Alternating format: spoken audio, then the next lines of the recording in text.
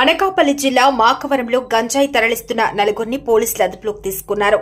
2 కార్లు సీజ్ చేశారు. 370 కిలోల గంజాయిని స్వాధీనం చేసుకున్నారు.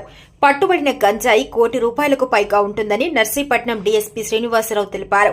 నిందితులు ఒడిశాలో గంజాయి కొనుగోలు చేసి తెలంగాణకు తరలిస్తుండగా రాజపల్లి చెక్పోస్టు వద్ద తనిఖీల్లో పట్టుబడ్డారన్నారు. పరారీలో ఉన్న మరో 4 కోసం గాలింపు చర్యలు చేపట్టినట్లు తెలిపారు. రాజపల్లి చెక్పోస్ట్ దగ్గర వెహికల్ చెకింగ్ ఆర్గనైజ్ చేశారు. ఎర్టిగా వెహికల్ ఒకటి, స్విఫ్ట్ డిజైర్ ఒకటి, ఒక స్కూటీ ఒకటి, ఈ 3 వెహికల్స్ ను కూడా మనం తనిఖీ చేయగా స్విఫ్ట్ డిజైర్ వెహికల్లో ఒక 5 బ్యాగ్స్ ఆఫ్ గాంజా, ఎర్టిగా వెహికల్లో 10 బ్యాగ్స్ ఆఫ్ గాంజా దొరికింది. వీటన్నిటిని కూడా మనం వేయింగ్ వేయించగా 370 కిలోల గాంజా ఉంది. దీని ఖరీదు సుమారుగా 18 లక్షల రూపాయల 50,000 రూపాయలు కొన్నారు.